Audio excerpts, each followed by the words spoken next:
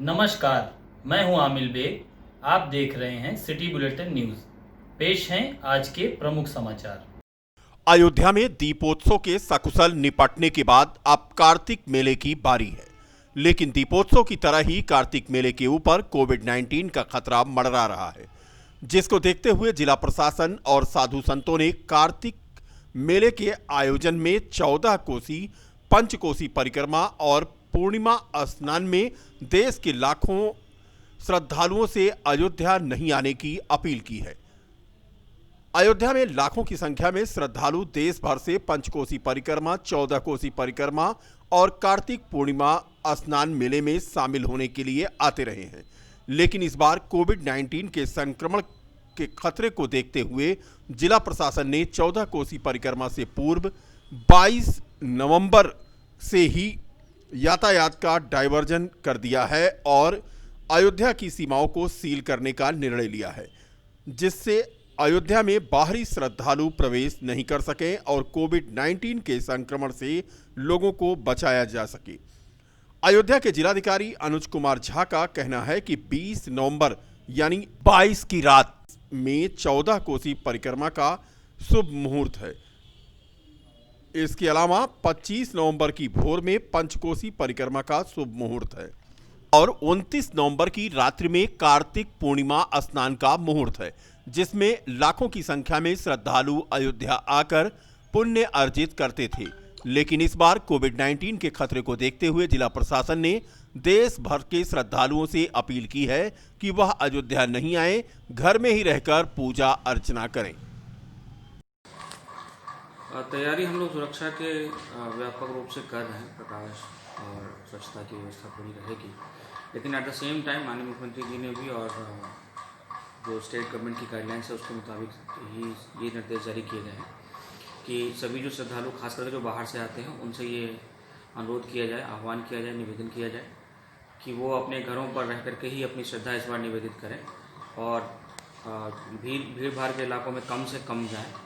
ये भी निर्देश दिया गया है कि ट्रैफिक का डाइवर्जन जो बाहर के जिलों से आने वाले श्रद्धालु हैं उनके लिए रहेगा, उन्हें डिस्करेज किया जाएगा भीड़ भाड़ में आने के लिए।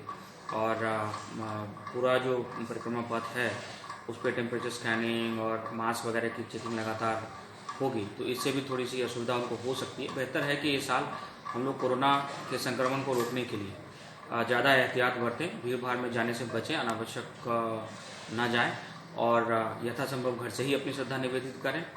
जो लोग तब भी इसमें परिक्रमा यात्रा करेंगे उनके लिए सुरक्षा के इंतजाम किए गए हैं, उनके हेल्थ चेकअप की व्यवस्था जगह जगह की जाएगी और बाकी स्वच्छता और प्रकाश की व्यवस्था रहेगी। 14 कोसी परिक्रमा जो है वो 22 तारीख की रात से यानी कि 23 तारीख के दिन में पूरे दिन रहेगा, फिर 23 की रात में उसकी मुहूर्त जो है वो ख़त्म हो रही है। और पंचकोसी परिक्रमा जो है वो 25 तारीख को पूरे दिन यानी कि सुबह अर्ली आवर्स 3 बजे के अराउंड से शुरू हो रहा है, तो 25 को पूरे दिन रहेगा, 25 की रात में ख़त्म होगा। और कार्तिक पूर्णिमा का जो स्नान है वो आई थिंक 29 की शाम के बाद और 30 को पूरे दिन उसका बॉर्डर पे जो है चेकिंग रहेगी और डाइवर्जन रहेगा। सर, जैसा कि मैंने कहा, सभी से ये आह्वान है कि वो यथासंभव अपने घरों से ही इस बार पूजा अर्चना परिक्रमा करें और अपनी श्रद्धा निवेदित करें। तथापि अगर कोई बहुत ही जिनका कोई मन्नत है या कोई ऐसी बात है जो निकलेंगे, उनके लिए व्यवस्था तो रहेगी मौके पे, लेकिन जगह जगह उनको जो है चेकिंग और इन सब चीज़ों से होकर गुजरना पड़ेगा।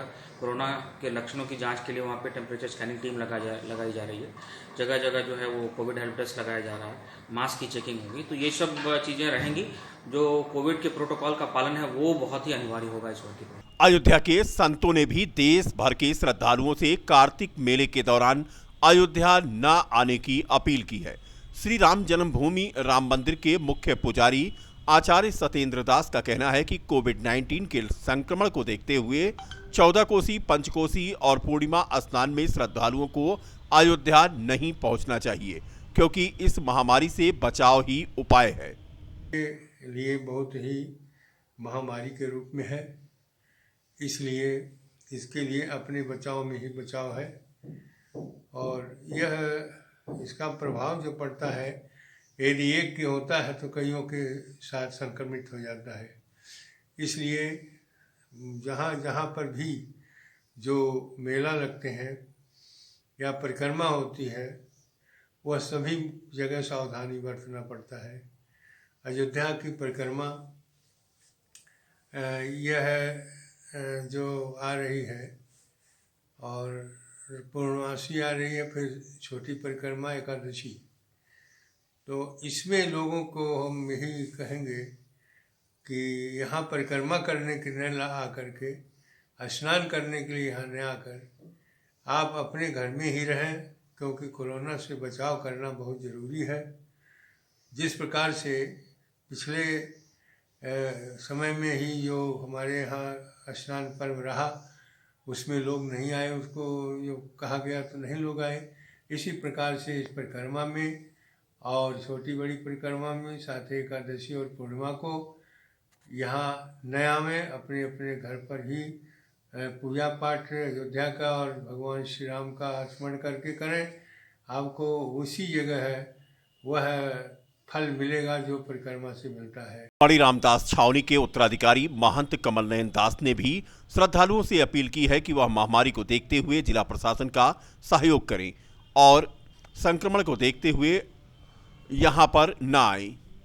यह कार्तिक का बड़ा ही पवित्र महीना है, पवित्र पर्व है, पवित्र उत्सव है, लेकिन हम लोग तो हमेशा से प्रशासन का सहयोग करते आए हैं। जनता से सबसे यही अपील करेंगे, हमारा यही आदेश है, यही निर्देश है कि महामारी को देखते हुए सारा कार्य करें। जिले के थानों पर आज मिशन शक्ति अभियान के तहत छात्राओं को एक दिन का थाना प्रभारी बनने का अवसर मिला। इस मौके पर छात्राएं खुश नजर आईं। उनका कहना था कि अन्य सारी जानकारी तो उन्हें मिली ही, जिसमें महिला अधिकार की रक्षा, मिशन शक्ति सहित विशेष जानकारियां भी प्राप्त हुईं। एक दिन में उन्होंने सीखा कि कैसे थाना प्रभारी अपना कार्य करते हैं और पीड़ित को इंसाफ दिलाने के लिए अभियुक्तों पर कैसे कार्रवाई की जाती है। अयोध्या में सरस्वती शिशु मंदिर की स्कूल की एक छात्रा अयोध्या कोतवाली की जहां प्रभारी बनी, वहीं साकेत पीजी कॉलेज की बीए की छात्रा अमिता सिंह भी आरजेबी थाने का एक दिन का चार्ज संभाल पाई।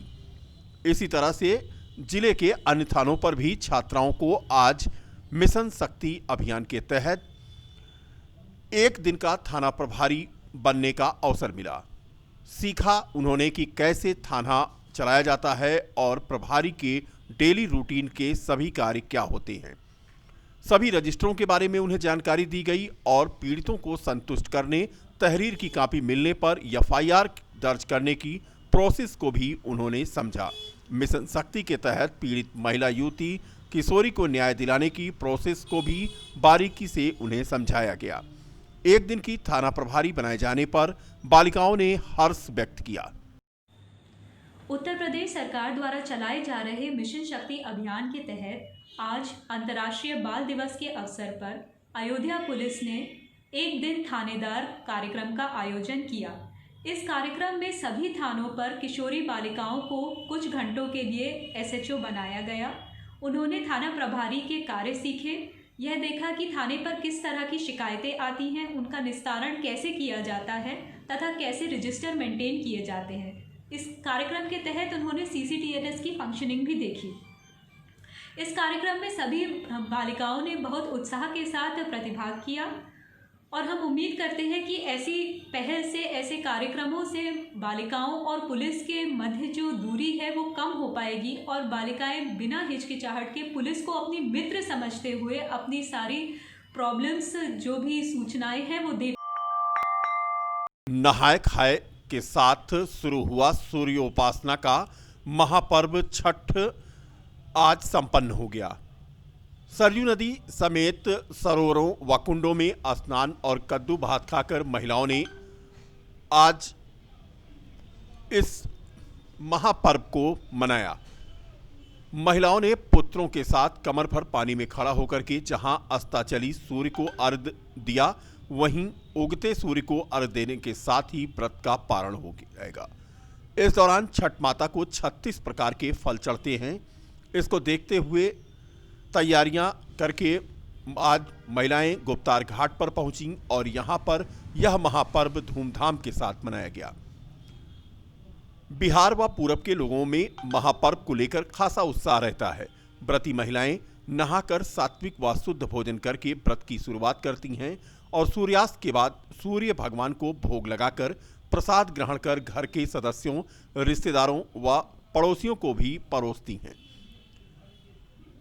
कुल मिलाकर कोविड-19 के मद्देनजर इस महापर्व के अवसर पर गुप्तार घाट पर आज ज़्यादा भीड़ तो नजर नहीं आई, लेकिन पर्याप्त मात्रा में महिलाओं ने यहाँ पर पूजा अर्चना की। लिए और किसके लिए? कब से रखती हैं मतलब कब से स्टार्ट करती हूँ, कब खत्म करती हैं? 3 दिन का व्रत रहा। 3 दिन का। आप कहाँ के हैं? हम गोरखपुर के। गोरखपुर के। प्रभावती। रहती हैं? हम लोग अच्छे के लिए, अपना बाल बच्चों के लिए, अपना परिवार के लिए, सुख शांति के लिए हम लोग रखते हैं बराती। हम कई साल से रखते हैं? हमरा 30 साल हो गया रखते हैं। हाँ, हमरा मिलते हैं एक छोटे से ब्रेक के बाद।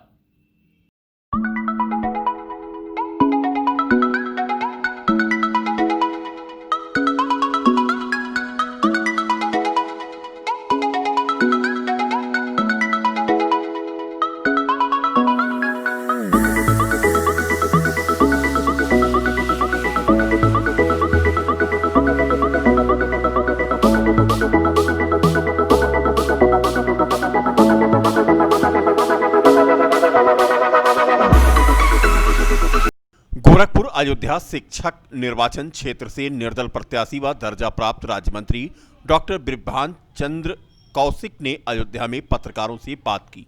डॉक्टर बिभ्रांत चंद्र कौशिक का कहना था कि राम हमारे आराध्य हैं और पहले विपक्षी इस पर व्यंग करते थे, लेकिन मोदी और योगी के नेतृत्व में अयोध्या में भव्य भूमि पूजन होने के बाद राम मंदिर का निर्माण शुरू हो रहा है। उन्होंने कहा कि चुनाव में दोनों का उन्हें आशीर्वाद जरूर मिलेगा। चुनाव में उन्होंने कहा कि उनका मुद्दा नियुक्त हुए नए शिक्षकों का पुरानी पेंशन बहाल करवाना और वित्तीय शिक्षकों का मानदेय दिलाना, राज्य कर्मचारियों की तरह शिक्षकों को भी चिकित्सा भत्ता व चिकित्सा सुविधा दिलवाने का वह प्रयास करेंगे। हमारा प्रमुख मुद्दा है कि जो नए शिक्षक नियुक्त हुए हैं उनकी पुरानी पेंशन की बहाली। दूसरा यह है कि प्रदेश में भारी संख्या वित्तविहीन शिक्षक हैं, वित्तविहीन शिक्षकों को मानदेय दिलाना। और तीसरा है कि जो राज्य कर्मचारियों की बात, शिक्षकों को भी जो है चिकित्सा भत्ता या चिकित्सा सुविधा उनको दी जाए। जिलाधिकारी अनुज कुमार झा ने मुख्य विकास अधिकारी प्रथमेश कुमार के साथ राजर्षि दशरथ स्वशासी राजकीय चिकित्सा महाविद्यालय कोविड L2 चिकित्सालय दर्शन नगर का निरीक्षण किया। सिम्प्टोमेटिक मरीजों हेतु होल्डिंग वार्ड को संचालित करने तथा ऐसे मरीजों का प्राथमिकता के साथ टेस्ट सुनिश्चित कराने के निर्देश भी जिलाधिकारी ने दिए। इस अवसर पर जिलाधिकारी द्वारा चिकित्सालय के फ्लू वार्ड में संचालित कोविड OPD स्क्रीनिंग कक्ष, होल्डिंग वार्ड के संचालन की स्थिति के निरीक्षण किए गए। क्षेत्रीय कार्यालय में कार्यभार ग्रहण करने के उपरांत जनपद आगमन पर क्षेत्रीय मंत्री कमलेश श्रीवास्तव का भाजपा पार्टी कार्यालय पर पदाधिकारियों व कार्यकर्ताओं ने स्वागत किया। पार्टी कार्यालय में हुए कार्यक्रम के दौरान पदाधिकारियों व कार्यकर्ताओं ने उनका माल्यार्पण किया तथा स्मृति चिन्ह व अंग वस्त्र प्रदान किया। इस दौरान लड्डू का भी वितरण किया गया। क्षेत्रीय मंत्री कमलेश श्रीवास्तव ने कहा कि कार्यकर्ताओं का सबसे अधिक सम्मान भाजपा में है। यहाँ कोई निर्णय व्यक्तिगत रूप से नहीं बल्कि सामूहिक रूप से लिए जाते हैं। पार्टी का प्रत्येक कार्यकर्ता एक परिवार की भांति हर व्यक्ति के साथ खड़ा रहता है। महानगर के जिलाध्यक्ष अभिषेक मिश्रा ने इस अवसर पर कहा कि राष्ट्रवाद की विचारधारा को आत्मसात करते हुए भाजपा का प्रत्येक कार्यकर्ता सामाजिक कार्यों में बढ़ चढ़कर हिस्सा लेता है। हम सबका साथ सबका विकास के पथ पर चलते हुए सबका विश्वास हासिल करने के लक्ष्य की ओर तेजी से बढ़ रहे हैं। जिलाध्यक्ष संजीव सिंह ने कहा कि भाजपा का प्रत्येक कार्यकर्ता अनुशासित होता है और समाज के प्रति अपने जिम्मेदारियों का निर्वहन करता है और समझता है। कार्यकर्ताओं की मेहनत के कारण आज भाजपा दुनिया की सबसे बड़ी पार्टी है। इस अवसर पर राधेश्याम त्यागी, मनोज वर्मा, परमानंद मिश्रा, शैलेंद्र कोरी, तिलक राम मौर्य, दिवाकर सिंह, आलोक द्विवेदी, रवि सोनकर, डॉक्टर राकेश मणि त्रिपाठी, विद्याकांत द्विवेदी, अशोका द्विवेदी, विजेता जायसवाल, सुनीता उपाध्याय आदि मौजूद रहे। ये सिर्फ भारतीय जनता पार्टी में ही संभव है जो एक कार्यकर्ता संगठन में इतना सम्मान पा सकता है। यहाँ भारतीय जनता पार्टी में पूर्ण रूपेण लोकतंत्र है। अन्य दलों की तरीके से यहाँ कोई भाईवाद, भतीजावाद, संप्रदायवाद या वंशवाद नहीं है। यहाँ जितने भी पदाधिकारी हैं सब कार्यकर्ता से ही वो पदाधिकारी बने हैं। तो भारतीय जनता पार्टी का हर कार्यकर्ता पदाधिकारी है और हर पदाधिकारी कार्यकर्ता है। जो संस्कार संस्कृति है भारतीय जनता पार्टी की, जो अपने अयोध्या की संस्कार संस्कृति है, इसका हम लोग जा कर के प्रतिनिधित्व करेंगे और जो कार्यकर्ताओं का भाव है, जो विचार है, उसको वहाँ क्षेत्रीय स्तर पर प्रतिनिधित्व करेंगे। बीकापुर के जलालपुर भग्गू स्थित बाबा जलाल बुखारी की मजार पर इस वर्ष भी जलसा व कव्वाली का आयोजन हुआ। इस दौरान हिंदू और मुसलमान संप्रदाय के दर्जनों लोगों ने शिरकत करते हुए बाबा की मजार पर मन्नतें मांगी। मान्यता है कि बाबा की मजार पर दीपावली के बाद वाले गुरुवार को होने वाले मेले में पहुंचकर मन्नतें मांगने से हर मुराद पूरी होती है। आज के लिए बस इतना ही। कल फिर मिलेंगे इसी समय इसी चैनल पर। तब तक के लिए नमस्कार।